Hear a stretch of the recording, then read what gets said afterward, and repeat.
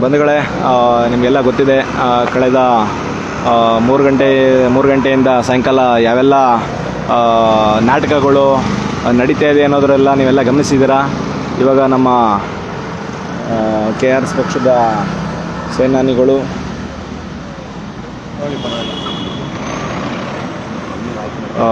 KRS ಪಕ್ಷದ ಸೇನಾನಿಗಳು ಇಲ್ಲಿ national ಗೇಮ್ಸಲ್ಲಿ judicial ಬ್ಲಾಕ್ನಲ್ಲಿ ನ್ಯಾಯಾಲಯದ ವಿಚಾರಣೆಯನ್ನು ಎದುರಿಸ್ತಾ ಇದ್ದಾರೆ. ಸೊ ಒಳಗಡೆ ಅಲ್ಲಿ ನೋಡ್ಬೋದು, ಅಲ್ಲಿ ದೂರದಲ್ಲಿ ಆ ಒಂದು ಬ್ಲಾಕಲ್ಲಿ ವಿಚಾರಣೆ ನಡೀತಾ ಇರುವಂಥದ್ದು.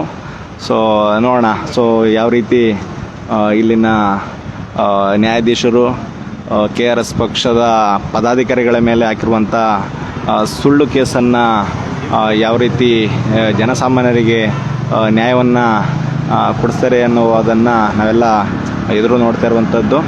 ಆದರೆ ಇದೇ ಸಂದರ್ಭದಲ್ಲಿ ನಾವು ಸಾಕಷ್ಟು ಬಾರಿ ನ್ಯಾಯಾಲಯದ ವಿಚಾರಣೆಗಳನ್ನು ಎದುರಿಸಬೇಕಾದಂಥ ಸಂದರ್ಭದಲ್ಲಿ ನಮ್ಮ ಹಲವು KRS ಪಕ್ಷದ ಸೇನಾನಿಗಳನ್ನು ಒಳಗೊಂಡಂತೆ ನಾವು ಹೊರಗಡೆ ಇಲ್ಲಿ ಬಂದಿರೋದಕ್ಕೆ ಅವಕಾಶ ಇರ್ತಿತ್ತು. ಆದರೆ ಪೊಲೀಸರು ನೋಡಿ, ಇಲ್ಲೂ ಕೂಡ KRS ಪಕ್ಷದ ಸೇನಾನಿಗಳನ್ನು ನಿರ್ಬಂಧಿಸಿದ್ದಾರೆ.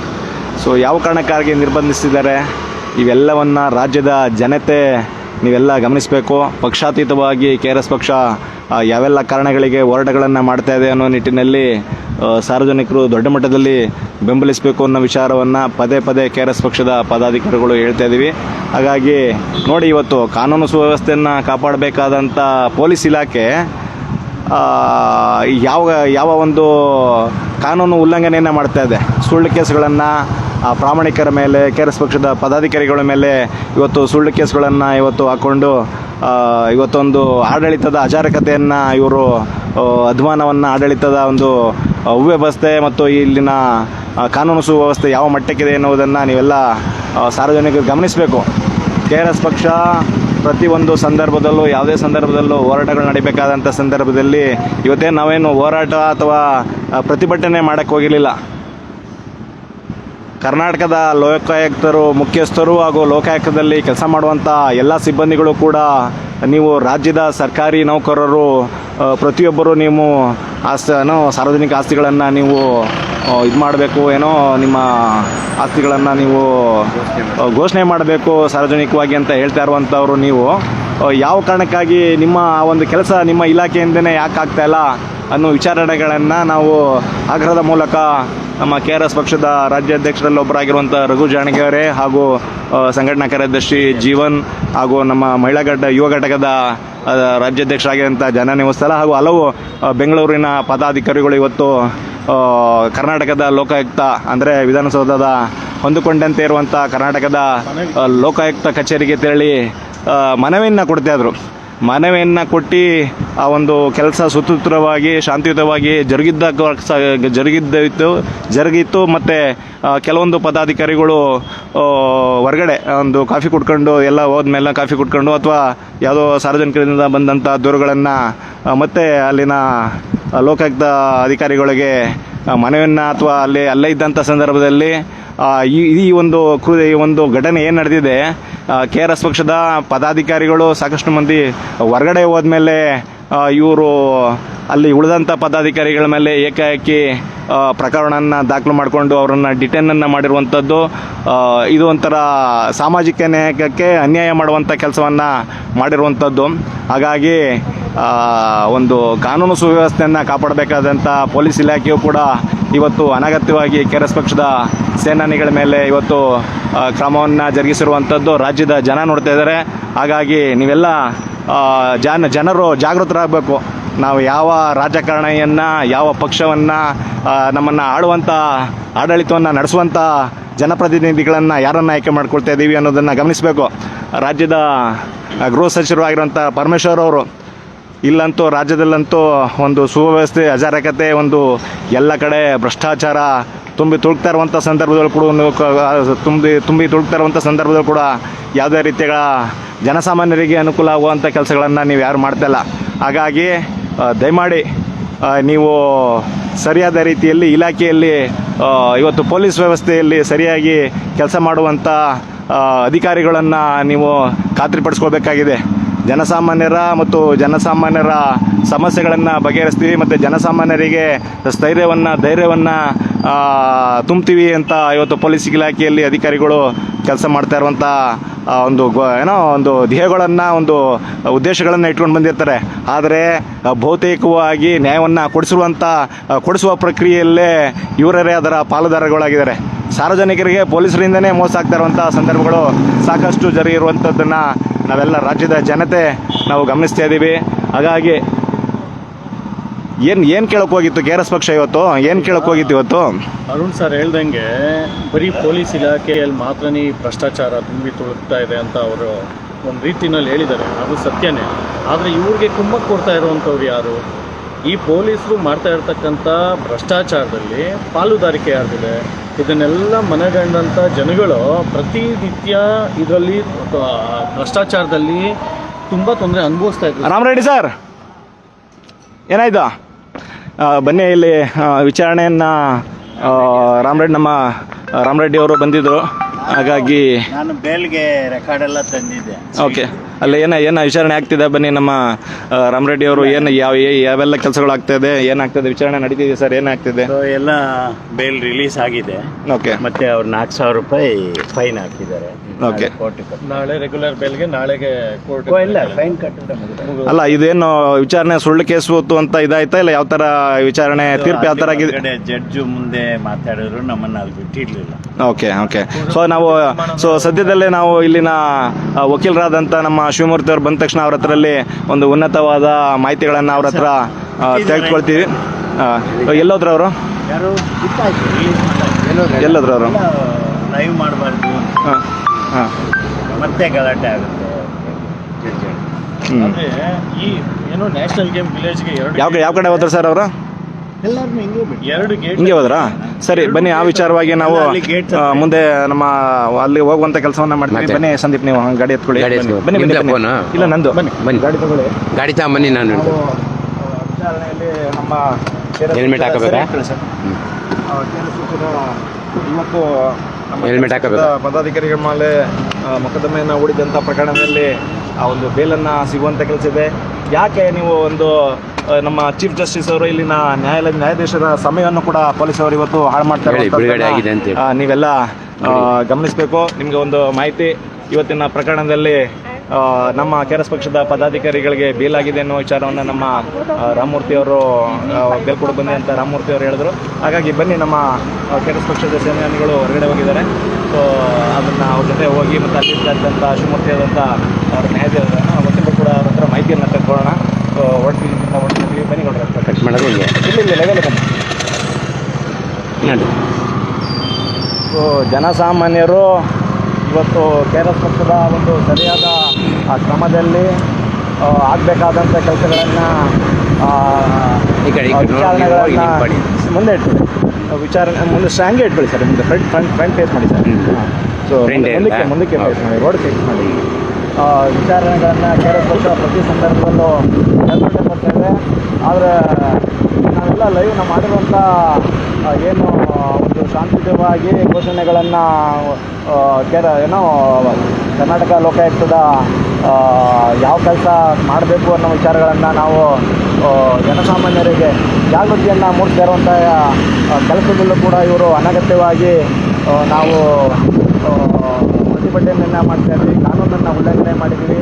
ಮತ್ತು ಅಧಿಕಾರಿಗಳಿಗೆ ಅಲ್ಲಿ ಕೆಲಸ ಮಾಡ್ತಾ ಇರುವಂಥ ಸಿಬ್ಬಂದಿಗಳಿಗೆ ನಾವು ಅವರ ಕಾರ್ಯಕ್ಕೆ ಅಡ್ಡಿಪಡಿಸ್ತೀವಿ ಅನ್ನೋ ಒಂದು ವಿಚಾರಗಳನ್ನು ಇಟ್ಕೊಂಡು ಪದೇ KRS ಪಕ್ಷದ ಸೇನಾನಿಗಳ ಮೇಲೆ ಇವರು ಪ್ರಕರಣವನ್ನು ಹೂಡ್ತಾ ಇರುವಂಥದ್ದು ಇವತ್ತಿನ ರಾಜ್ಯದ ಜನ ಇದನ್ನು ಗಮನಿಸ್ತಾ ಇದ್ದಾರೆ. ಇವತ್ತು ಆಗ್ತಾ ಇರುವಂಥ ಕೆಲಸಗಳನ್ನು ರಾಜ್ಯದ ಜನ ಗಮನಿಸ್ತಾ ಇದ್ದಾರೆ. ಇಲ್ಲಿ ನೋಡಿ, ನಮ್ಮ ಸೈನಿಕರು ಆಚೆ ಬರ್ತಾ ಇದ್ದಾರೆ. ಸೇನಾನಿಗಳು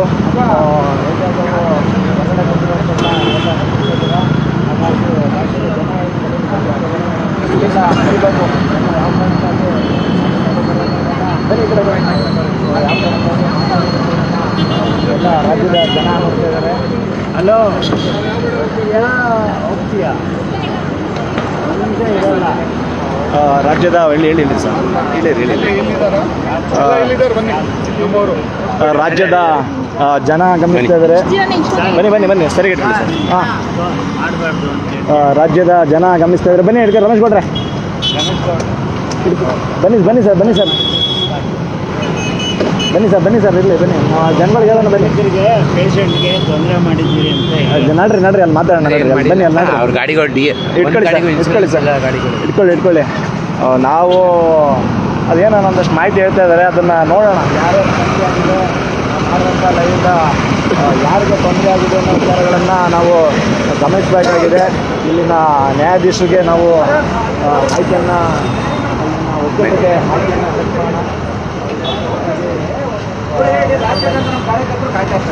ಏನಾಗಿದೆ ಹಾಂ ಮಾಡಿ ಹಾಂ ಬನ್ನಿ ಜನಕ್ಕೆ ಗೊತ್ತಾಗಬೇಕಲ್ಲ. ಆಯ್ತು ಬರ್ರ ಈಗ ಎಲ್ಲ ಕಡೆ ಜನ ಕಾಯ್ತಾ ಇರ್ತಾರೆ. ಬನ್ನಿ ಮಾತಾಡಿ.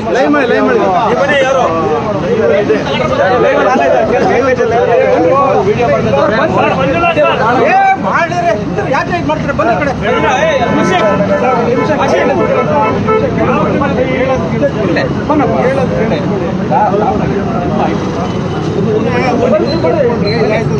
ಸರ್ ನಾವು ಸೈಡ್ ಹೋಗ್ತೀವಿ. ನೀವೆಲ್ಲ ಸೈಡ್ 2 ನಿಮಿಷ ಬರ್ರಿ ನಡ್ರಿ ಬನ್ನಿ ಹತ್ರ ಬನ್ರಿ. ನಮಸ್ಕಾರ ಬಂಧುಗಳೇ. ಈಗ ಬೆಳಿಗ್ಗೆ ನಾವು ಒಂದು ಲೋಕಾಯುಕ್ತಕ್ಕೆ ನಾವು ಒಂದು ಸಂತೋಷ್ ಹೆಗಡೆ ಅವರ ಮಾದರಿಯನ್ನು ಅನುಸರಿಸಿ ಅಂತೇಳಿ ನೈತಿಕತೆಯನ್ನು ದಯವಿಟ್ಟು ಪ್ರದರ್ಶನ ಮಾಡಬೇಕು, ತಾವು ತೋರಿಸಬೇಕು. ಈ ಲೋಕಾಯುಕ್ತಕ್ಕೆ ಸಂಸ್ಥೆಯನ್ನು ಈ ರಾಜ್ಯಾದ್ಯಂತ ವಿಶ್ವಾಸಭರಿತವಾಗಿ ನಡ್ಕೊಳ್ಬೇಕು ಅಂತೇಳಿ ನಮ್ಮ ರಘು ಜಾಣಗೇರಿ ಅವರ ನೇತೃತ್ವದಲ್ಲಿ ನಮ್ಮೆಲ್ಲ ಕಾರ್ಯಕರ್ತರು ಲೋಕಾಯುಕ್ತಕ್ಕೆ ಹೋಗಿ ಒಂದು ಮನವಿ ಕೊಟ್ಟಿದ್ವಿ. ಆದರೆ ಅಲ್ಲಿ ಲೋಕಾಯುಕ್ತದಲ್ಲಿ ವಿಧಾನಸೌಧದ ಇನ್ಸ್ಪೆಕ್ಟರ್ ಒಂದು ತಪ್ಪು ಕಲ್ಪನೆಯಿಂದ ನಮ್ಮ ವಿರುದ್ಧ ಒಂದು ದೂರು ಕೊಟ್ಟಿದ್ರು. ಆ ದೂರಕ್ಕೆ ಅಲ್ಲಿರೋ ಅಂಶಗಳನ್ನೆಲ್ಲ ನಾವು ಸುಳ್ಳು ಅನ್ನೋದನ್ನು ನಾವು ಆಮೇಲೆ ಹೇಳ್ತೀನಿ. ಆದರೆ ಆ ದೂರಿನ ಆಧಾರದ ಮೇಲೆ ವಿಧಾನಸೌಧ ಪೊಲೀಸ್ ಠಾಣೆಯ ಏನು MS ಮೀಟಿಂಗಲ್ಲಿದೆ ಆ ಇನ್ಸ್ಪೆಕ್ಟ್ರು ಅವರು ನಮ್ಮ ಕಾರ್ಯಕರ್ತರನ್ನು ರಘು ಜಾಣಗೆರೆ ಮತ್ತು ಇವರನ್ನು ಯಾರು ಇನ್ನೂ 15-20 ಜನ ಇದ್ದಾರೆ ಅನ್ನೋವಂಥ ದೂರಿನಲ್ಲಿತ್ತು. ಅದೇ ಸಂದರ್ಭದಲ್ಲಿ ನಮ್ಮ ಕಾರ್ಯಕರ್ತರು ಒಂದು ಲೋಕಾಯುಕ್ತದಲ್ಲಿ ಬೇರೆ ದೂರನ್ನು ಕೊಡೋದಕ್ಕೆ ಹೀಗೆ ಅಲ್ಲಿ ಇದ್ದರು. ಆ ಸಂದರ್ಭದಲ್ಲಿ ಅಷ್ಟೊತ್ತಿಗಾಗಲೇ ದೂರು ದಾಖಲಾಗಿದ್ದರಿಂದಾಗಿ ವಿಧಾನಸೌಧ ಇನ್ಸ್ಪೆಕ್ಟ್ರು ನಮ್ಮ ಕಾರ್ಯಕರ್ತ 6 ಜನ ಕಾರ್ಯಕರ್ತರನ್ನು 6 ಜನ ಕಾರ್ಯಕರ್ತರು ಏಜಾಜು ಇವರ ಆಶಿಮು ಫಾರೂಕು ಇವರು ಎಷ್ಟು ಜನನ್ನ ಇದ್ದಾರೆ 6 ಜನನ್ನ ಅರೆಸ್ಟ್ ಮಾಡಿದ್ರು. 6 ಜನನ್ನ ಅರೆಸ್ಟ್ ಮಾಡಿದ್ರು. ಆ ನಂತರದಲ್ಲಿ ನಾವು ಸಂಬಂಧಪಟ್ಟ ಅಧಿಕಾರಿಗಳಿಗೆಲ್ಲ ಫೋನ್ ಮಾಡಿ ಕೇಳಿದಾಗ ಅವರು ಕೆಲವರು ನಾವು ಹೇಳೇ ಇಲ್ಲ ಅಂತ ಹೇಳಿದ್ರು. ವಿಧಾನಸೌಧ ಇನ್ಸ್ಪೆಕ್ಟರ್ DCP ಮಾಡಿದಾಗ ಕೊನೆಗೆ ನಮಗೆ ಅರೆಸ್ಟ್ ಮಾಡಿದ್ದಾರೆ, ದೂರು ಕೊಟ್ಟಿದ್ದಾರೆ, FIR ಆಗಿದೆ ಅಂತ ಖಚಿತ ಆದಮೇಲೆ ನಾವು ನಮ್ಮ ವಕೀಲರನ್ನ ಸಂಪರ್ಕ ಮಾಡಿದ್ವಿ. ವಕೀಲರ ಸಂಪರ್ಕ ಶಿವಮೂರ್ತಿ ಅವರು ಮತ್ತು ಭಾಸ್ಕರ್ ಅವರು ಸಂಪರ್ಕ ಮಾಡಿದ್ವಿ. ಕೋರ್ಟಲ್ಲಿ ಇದ್ದರು ಶಿವಮೂರ್ತಿಯವರು ಕೂಡ. ನಮ್ಮ ಭಾಸ್ಕರ್ ಅವರು ನಮ್ಮ ರಾಜ್ಯ ವಕೀಲರ ಅಧ್ಯಕ್ಷ ಆಗಿರುವಂಥ ಕಾನೂನು ಘಟಕ ಅಧ್ಯಕ್ಷರಾಗಿದ್ದಂಥ ಭಾಸ್ಕರ್ ಅವರು ಆಂಧ್ರ ಪ್ರದೇಶದಲ್ಲಿ ಇದ್ದರು. ಅವರು ರಿಲೇಷನ್ ಸೇರ್ಕೊಂಡಿದ್ದಾರೆ ಅಂತೇಳಿ. ಹಾಗೆ ನಮ್ಮ ಬೆಂಗಳೂರು ಅಧ್ಯಕ್ಷ ಆಗಿದ್ದಂಥ ಕಾನೂನು ಘಟಕದ ಅಧ್ಯಕ್ಷ ಶಿವಮೂರ್ತಿ ಅವರು ಬೆಂಗಳೂರಿನಲ್ಲಿದ್ದರು, ಕೋರ್ಟ್ನಲ್ಲಿದ್ದರು. ಅವರು ತಕ್ಷಣ ಪೊಲೀಸ್ ಠಾಣೆಗೆ ಬಂದು ಎಲ್ಲ ವಿವರಗಳನ್ನು ಸಂಗ್ರಹಿಸಿ ಈಗ ಇದರ ಇಡೀ ಘಟನೆಯ ನಡೆದಂಗೆ ಯಾವ ರೀತಿ ನಮ್ಮೆಲ್ಲ ಒಂದು ರೀತಿಯಲ್ಲಿ ಸುಳ್ಳು ದೂರು ಅಂತ ನಾವು ಹೇಳ್ತಾ ಇದ್ವಿ. ಅದು ಆಮೇಲೆ ವಿಚಾರಣೆಯಲ್ಲಿ ಗೊತ್ತಾಗುತ್ತೆ. ಆದರೆ ಅದನ್ನು ಸುಳ್ಳು ದೂರಿನ ಅಂಶಗಳನ್ನು ನಮ್ಮ ವಕೀಲರು ಮನವರಿಕೆ ಮಾಡಿಕೊಟ್ಟಿದ್ದಾರೆ. ಇವರಿಗೆ ನ್ಯಾಯಾಧೀಶರಿಗೆ ಮನವರಿಕೆ ಮಾಡಿಕೊಟ್ಟು ನ್ಯಾಯಾಧೀಶರು ಅದನ್ನು ಅವರಿಗೆ ಮನವರಿಕೆ ಆಗಿ ಅವರೆಲ್ಲ ನಮಗೆ ನಮ್ಮ ಈಗಿನ ಅರೆಸ್ಟ್ ಮಾಡಿದ್ದಂಥ 6 ಜನ ಆರೋಪಿತರನ್ನು ನಾವು ಬಿಡುಗಡೆ ಮಾಡಿದ್ದಾರೆ. ಹಾಗಾಗಿ ನ್ಯಾಯ ಗೆದ್ದಿದೆ, ನ್ಯಾಯ ಯಾವತ್ತೂ ಇದೆ ಅನ್ನೋದನ್ನು ನಾವು ಈ ಸಂದರ್ಭದಲ್ಲಿ ಮತ್ತೊಮ್ಮೆ ನಾವು ನ್ಯಾಯಾಂಗಕ್ಕೆ ಗೌರವ ಸಲ್ಲಿಸ್ತೀವಿ. ಇದೇ ಸಂದರ್ಭದಲ್ಲಿ ನಮ್ಮ ಈ 6 ಜನ ಕೇರಳ ಪಕ್ಷದ ಸೈನಿಕರನ್ನು ಬಿಡುಗಡೆ ಮಾಡಿಸೋದಕ್ಕೆ ನಮ್ಮ ವಕೀಲರಾದ ಶಿವಮೂರ್ತಿ ಮತ್ತು ನಾಗರಾಜ್ ಅವರು ಕೂಡ ಸಹಕರಿಸಿದ್ದಾರೆ. ಅವರು ಕೂಡ ಕಾನೂನು ಪ್ರಕ್ರಿಯೆಗಳನ್ನು ಒಂದಷ್ಟು ನಮ್ಮ ಮುಂದೆ ಹೇಳಬೇಕು ಅಂತ ನಾನು ಕೇಳ್ಕೊಳ್ತೀನಿ. ಈಗ ವಿಧಾನಸೌಧ PS ಅಲ್ಲಿ ಒಂದು ಕ್ರೈಮ್ ನಂಬರ್ 12/2025 ಸೆಕ್ಷನ್ 132 ಅಂಡ್ ಕೆಲವು ಸೆಕ್ಷನ್. ಸೊ ಈ ಒಂದು ಏನು ಅಫೆನ್ಸ್ ಏನಿದೆ ಕ್ರಿಮಿನಲ್ ಟ್ರೆಸ್ಪಾಸು ಮತ್ತು ಸರ್ಕಾರಿ ಅಧಿಕಾರಿಗಳಿಗೆ ಅವರ ಸರ್ಕಾರಿ ಕೆಲಸಕ್ಕೆ ಅಡಚಣೆ ಉಂಟು ಮಾಡಿದ್ದಾರೆ ಅಂತೇಳಿ ಅಲಿಗೇಷನ್ ಮಾಡಿ FIR ಮಾಡಿರ್ತಾರೆ. ಸೊ ನಾವು ಅದನ್ನು ಮೊನ್ನೆ ನ್ಯಾಯಾಲಯ 41ನೇ ACMM ನ್ಯಾಯಾಲಯದ ಮುಂದೆ ಬೇಲ್ ಅಪ್ಲಿಕೇಶನ್ ಹಾಕಿ ಸೊ ಕೆಲವೊಂದು ಜಡ್ಜ್ಮೆಂಟ್ಸ್ಗಳನ್ನ ಕೋರ್ಟ್ ಮಾಡಿ ಜಡ್ಜ್ಮೆಂಟ್ಗಳ ಪ್ರಕಾರ ಪೊಲೀಸರು ಕೆಲವೊಂದು ಪ್ರಕ್ರಿಯೆಗಳನ್ನು ಪಾಲನೆ ಮಾಡಬೇಕಾಗಿತ್ತು. ಸೆಕ್ಷನ್ 41 ಕಂಪ್ಲೇ ಮಾಡಬೇಕಾಗಿತ್ತು. ಆ ಸೆಕ್ಷನ್ 41 ಕಂಪ್ಲೇ ಮಾಡದೇ ಇರೋದ್ರಿಂದ ಸುಪ್ರೀಂ ಕೋರ್ಟ್ ಕೇಸ್ಲ ಅರುಣೇಶ್ ಕುಮಾರ್ ಮತ್ತು ಮಾನ್ಯ ಉಚ್ಚ ನ್ಯಾಯಾಲಯದ ಕೆಲವೊಂದು ಜಡ್ಜ್ಮೆಂಟ್ಗಳ ಆಧಾರದ ಮೇಲೆ ಮಾನ್ಯ ನ್ಯಾಯಾಧೀಶರು ಅವರನ್ನು ಬಿಡುಗಡೆ ಮಾಡಿದ್ದಾರೆ. ಇವರು ನಾಳೆ ಮತ್ತೆ ಕೋರ್ಟ್ಗೆ ಅಪೇರ್ ಆಗಬೇಕಾಗುತ್ತೆ. ಕೋರ್ಟ್ಗೆ ಮಿಸ್ ಮಾಡ್ದಂಗೆ ನಾಳೆ 10:00ವರೆಗೆ ಬಂದು ಅಪೇರ್ ಆಗಿ ಕೋರ್ಟ್ನ ಆದೇಶನ ಪಾಲನೆ ಮಾಡಬೇಕು ಇವರೆಲ್ಲ. ಅಷ್ಟೇ. ವಕೀಲರ ಅವರಿಗೆ ಧನ್ಯವಾದ ಅರ್ಪಿಸ್ತೀವಿ. ನಮ್ಮ ಕಾರಣಗಳಿಗೆ ಹಾಗೆ ಹಂಗೆ ಫೋಟೋ ತಗೊಂಡ್ಬಿಡಿ ಸರ್. ಬನ್ನಿ ಪರವಾಗಿಲ್ಲ, ಅವಾಗಿಂದ ಬನ್ನಿ ಸರ್. ಒಂದು ಕಡೆ ಈಗ ಏನು ವಕೀಲರು ಕಾನೂನು ಪ್ರಕ್ರಿಯೆಗಳನ್ನು ತಮಗೆ ಗಮನಕ್ಕೆ ತಂದರು. ಇಡೀ ರಾಜ್ಯಾದ್ಯಂತ KRS ಪಕ್ಷ ಇಡೀ ಭ್ರಷ್ಟಾಚಾರ ಮುಕ್ತ ಆಡಳಿತನ ಕೊಡಬೇಕು ಅಂತ ಹೇಳಿ ಜನರಲ್ಲಿ ಜಾಗೃತಿ ಮಾಡ್ತಾ ಯಾವೆಲ್ಲ ಇಲಾಖೆಗಳು ಇವತ್ತು ಜನರಿಗೆ ನ್ಯಾಯ ಒದಗಿಸಬೇಕಾಗಿರೋಂಥ ಇಲಾಖೆಗಳು ಆಗಿರ್ಬೋದು, ಅವೆಲ್ಲ ಇಲಾಖೆಗಳನ್ನು ಪಾರದರ್ಶಕ ಆಡಳಿತಕ್ಕೆ ನಾವು ಹೊಣೆಗೊಳಿಸೋದಕ್ಕೆ ನಾವು ಈ ಒಂದು ಮೊದಲ ಪ್ರಕ್ರಿಯೆಯಾಗಿ ಇವತ್ತು ನಾವು ಲೋಕಾಯುಕ್ತ ಸಂಸ್ಥೆಯಲ್ಲಿ ಏನು ಲೋಕಾಯುಕ್ತರು ಒಂದು ಸರ್ಕಾರಿ ನೌಕರರು ತಮ್ಮ ವಾರ್ಷಿಕ ಆಸ್ತಿಯನ್ನು ಘೋಷಣೆ ಮಾಡ್ಕೋಬೇಕು ಅಂತ ಒಂದು ಪ್ರಸ್ತಾವವನ್ನು ಆದೇಶವನ್ನು ಹೊರಡಿಸಿದ್ರು. ಅದ್ರ ಪ್ರಕಾರ ಸರ್ಕಾರಿ ಸಿಬ್ಬಂದಿಗಳು ಇದನ್ನ ಈ ಆದೇಶವನ್ನು ವಜಾ ಮಾಡಬೇಕು ಅಂತೇಳಿ ಮುಖ್ಯ ಕಾರ್ಯದರ್ಶಿಗಳಲ್ಲಿ ಹೋಗಿ ಒಂದು ಮನವಿ ಪತ್ರ ಕೊಟ್ಟಿದ್ರು. ಆದರೆ ನಾವು KRS ಪಕ್ಷಗಳು ಇಡೀ ರಾಜ್ಯಾದ್ಯಂತ ಎಲ್ಲ ಜಿಲ್ಲೆಗಳಲ್ಲಿ ನಾವು ಅದರ ವಿರುದ್ಧ ಅಂದರೆ ಸರ್ಕಾರಿ ಅಧಿಕಾರಿಗಳು ಇದನ್ನು ತಮ್ಮ ಆಸ್ತಿ ಘೋಷಣೆ ಮಾಡೋದು ಮೊದಲಿಂದ ಬಂದಿರುವಂಥದ್ದು ಪದ್ಧತಿ ಇದೆ. ಅದು ಪಾರದರ್ಶಕ ಆಡಳಿತಕ್ಕೆ ಅದು ತುಂಬ ಮುಖ್ಯವಾಗಿರುವಂಥದ್ದು. ಅದಕ್ಕಾಗಿ ಅದನ್ನು ಯಾವುದೇ ಕಾರಣಕ್ಕೂ ಆ ಆದೇಶವನ್ನು ಹಿಂತುಕೊಳ್ಬಾರ್ದು. ಹಾಗೆ ಲೋಕಾಯುಕ್ತರ ಮಾಡಿರೋ ಆದೇಶವನ್ನು ಜಾರಿಗೊಳಿಸಬೇಕು ಅನ್ನೋದನ್ನು ನಾವು ಇಡೀ ರಾಜ್ಯಾದ್ಯಂತ ಎಲ್ಲ DCಗಳ ಮೂಲಕ ರಾಜ್ಯ ಸರ್ಕಾರಕ್ಕೆ ಮನವಿಗಳನ್ನು ಸಲ್ಲಿಸಿದ್ವಿ. ಅದೇ ಸಂದರ್ಭದಲ್ಲಿ ನಾವು ಲೋಕಾಯುಕ್ತರು ಹಿಂದೆ ಆಗಿದ್ದಂಥ ಲೋಕಾಯುಕ್ತರು ಏನು ಸಂತೋಷ್ ಹೆಗಡೆ ಅವರು ಒಂದು ಮಾದರಿಯನ್ನು ಹಾಕ್ಕೊಟ್ಟಿದ್ರು.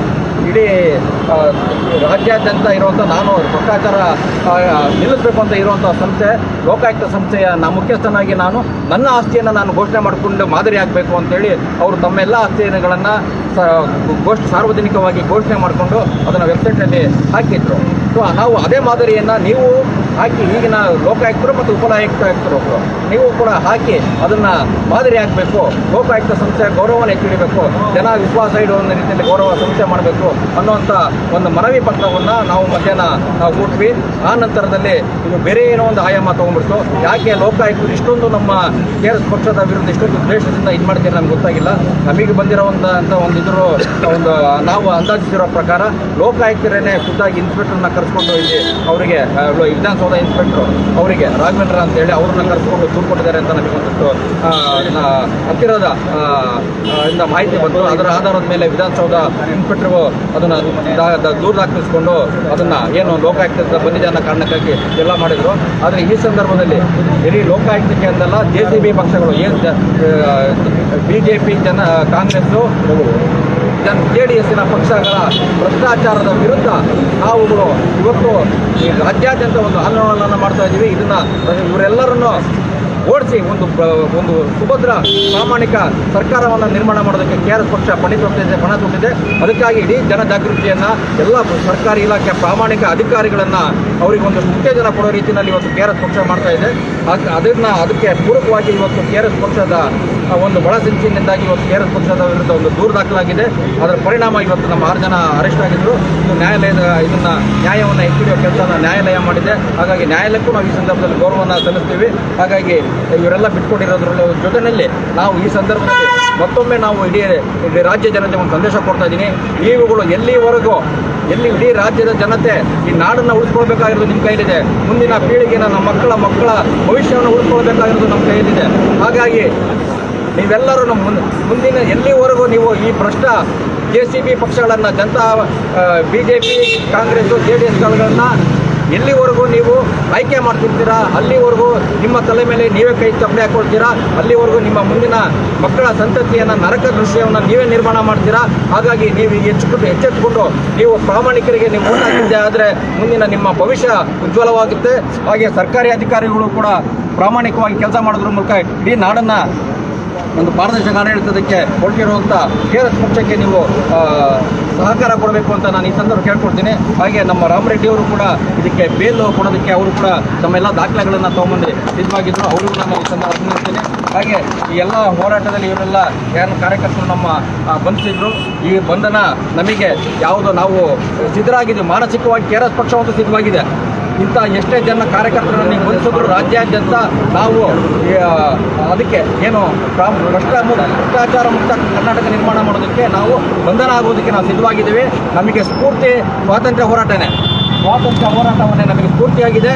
ಏಕೆಂದರೆ ಸ್ವಾತಂತ್ರ್ಯ ಹೋರಾಟಗಾರರು ಬ್ರಿಟಿಷರನ್ನ ಹೋರಾಟ ಮಾಡಿ ಸಾವಿರಾರು ಸಂಖ್ಯೆಯಲ್ಲಿ ಲಕ್ಷಾಂತರ ಸಂಖ್ಯೆಯಲ್ಲಿ ಜೈಲಿಗೆ ಹೋಗಿದ್ದೆ ನಮಗೆ ಪ್ರೇರಣೆ, ಅವರೇ ನಮಗೆ ಮಾದರಿ. ಹಾಗಾಗಿ ಇವತ್ತು ಭ್ರಷ್ಟಾಚಾರ ಮುಕ್ತ ನಾಡನ್ನು ಕಟ್ಟೋದಕ್ಕೆ ನಾವು ಅವರ ಪ್ರೇರಣೆಯಾಗಿ ನಾವು ಯಾರೆಲ್ಲ ಬ್ರಿಟಿಷರ ಥರ ಈ ಭ್ರಷ್ಟ ಅಧಿಕಾರಿಗಳು, ಭ್ರಷ್ಟ ರಾಜಕಾರಣಿಗಳು ನಮ್ಮ ವಿರುದ್ಧ ಸಂಚು ಮಾಡಿದ್ರು ಅದನ್ನೆಲ್ಲವನ್ನು ಎದುರಿಸಿ ಎಷ್ಟೇ ಜನನ ಜೈಲಿಗೆ ಹಾಕಿದ್ರು, ನೀವು ದೂರುಗಳು ದಾಖಲಿಸಿದ್ರು, ಅದನ್ನೆಲ್ಲ ಎದುರಿಸಿ ನಿಲ್ಲಿಸಿ ಈ ನಾಡಿನ ಜನರ ವಿಶ್ವಾಸವನ್ನು ಗೆಲ್ಲೋದ್ರ ಮೂಲಕ ನಾವು ಮುಂದಿನ ದಿನಗಳಲ್ಲಿ ಇನ್ನೂ ಹೆಚ್ಚು ಜನರ ವಿಶ್ವಾಸ ಗಳಿಸಿ ಆಡಳಿತಕ್ಕೆ ಬರ್ತೀವಿ ಅನ್ನೋಂಥ ವಿಶ್ವಾಸನ ನಾನು ಈ ಸಂದರ್ಭದಲ್ಲಿ ಹೇಳ್ತೀನಿ. ನೀವುಗಳು ಕನ್ನಡದ ಜನತೆ, ನಾಡಿನ ಜನತೆ ದಯವಿಟ್ಟು ನಮ್ಮ ಈ ಪ್ರಾಮಾಣಿಕ ಹೋರಾಟಕ್ಕೆ ನೀವು ಕೈ ಜೋಡಿಸಬೇಕು ಅಂತ ಕೇಳ್ಕೊಳ್ತಾ ನಾನು ಪೂರ್ತಿ ನಮಸ್ಕಾರ. ಗಾಂಧೀಜಿಯವರ ಮಾರ್ಗದಲ್ಲೇ ನಾವು ನಡೆಯುತ್ತೇವೆ. ಇವತ್ತಿನ ಒಂದು ಮಾತು, ಇವತ್ತಿನ ನಮ್ಮ ಈ ಬಂಧನಕ್ಕೆ ಬಹಳಷ್ಟು ಕಷ್ಟಪಟ್ಟಿರೋದು ನಮ್ಮ ಜನನಿ ವಾತ್ಸಲ್ಯ ರಾಮರೆಡ್ಡಿ ಸಾರು, ಆಮೇಲೆ ನಮ್ಮ ಮಂಜುನಾಥ್ ಸಾರು, ಆಮೇಲೆ ಬೇರೆ ಕಡೆಯಿಂದ ಎಲ್ಲ ಸಂಪರ್ಕ ಮಾಡಿರೋದು ನಾವು ಫೋನಲ್ಲಿ ಸಂಪರ್ಕ ಮಾಡಿದ್ವಿ. ಅವ್ರು ಯಾವ್ಯಾವ ಥರ ಪೊಲೀಸವರು ನಮಗೆ ಬೇರೆ ಟೈಪಲ್ಲಿ ತಗೊಂಡೋಗ್ಬೇಕು ಅಂತ ನೋಡಿದರು. ಯಾವ್ಯಾವುದೋ ಒಂದು ಇದು ಕೇಸನ್ನು ಫಿಟ್ ಮಾಡೋಕ್ಕೆ ನೋಡಿದರು, 4-5 ಮೋಸ್ಟ್ಲಿ ಫಿಟ್ ಮಾಡಿದರು. ತಕ್ಷಣ ನಾನು ಮಂಜುನಾಥ್ ಸರ್ ಸಂಪರ್ಕಕ್ಕೆ ಬಂದು ಅವ್ರಿಗೆ ಹೇಳಿದ್ದಾಗ ಅವರು ಅದಕ್ಕೆ ಇದು ಸೈನ್ ಮಾಡಬೇಡಿ ಅಂತ ಹೇಳಿ ಗೈಡ್ ಮಾಡಿದರು. ಆ ಕಾರಣದಿಂದ ನಾವು ಪಾಲನೆ ಮಾಡಿದ್ದೀವಿ. ಪಾಲನೆ ಮಾಡಿದ್ವಿ. ಅದಾದ ನಂತರ ಲಾಯರ್ ಬರಲಿ, ಅದನ್ನು ಮತ್ತೆ ಪರಿಶೀಲನೆ ಮಾಡಿಸಿ ಮುಂದಿನ ದಿನಗಳಲ್ಲಿ ಏನು ಮಾಡಬೇಕು ಮಾಡೋಣ ಅಂತ ಹೇಳಿದರು. ಕಾರ್ಮಿಕರಿಗೆ ಇದಂತ ಹೇಳಿ ಹೌದೌದು, ಎಲ್ಲ ಸೈನಿಕರು ಯಾವುದೇ ಕಾರಣ ಬೆದರಂಗಿಲ್ಲ, ಏನೂ ಆಗಲ್ಲ. ದೇವರಿದ್ದಾನೆ, ಮತ್ತು ಪಕ್ಷನೂ ಇದೆ, ನ್ಯಾಯನೂ ಇದೆ. ಅದನ್ನು ನೋಡ್ಕೊಂಡು ನಾವು ಮುಂದುವರಿಯೋಣ. ಬಂಧುಗಳ ಈ ಒಂದು ಪ್ರಕರಣ ಸದ್ಯಕ್ಕೆ ಒಂದು ಸಾಮಾಜಿಕ ನ್ಯಾಯ ಸಿಗುವಂಥ ಕೆಲಸ ಆಗಿದೆ. ಈ ಸಂದರ್ಭದಲ್ಲಿ ರಾಜ್ಯಾದ್ಯಂತ KRS ಪಕ್ಷದ ಹೋರಾಟಗಳನ್ನು ಬೆಂಬಲಿಸಿಕೊಂಡು ಮತ್ತು ಇವತ್ತಿನ ಪ್ರಕರಣದಲ್ಲಿ ಈ ಒಂದು ಹಂತಕ್ಕೆ ಬರಲಿಕ್ಕೆ ಎಲ್ಲ ಅನುಕೂಲ ಮಾಡಿಕೊಟ್ಟಂಥ ಪ್ರತಿಯೊಬ್ಬರಿಗೂ ಧನ್ಯವಾದಗಳನ್ನು ಹೇಳ್ಕೊಂಡು ಈ ಒಂದು ಲೈವನ್ನು ಮುಗಿಸುವಂಥ ಸಂದರ್ಭ ಎಲ್ರಿಗೂ ಧನ್ಯವಾದಗಳು.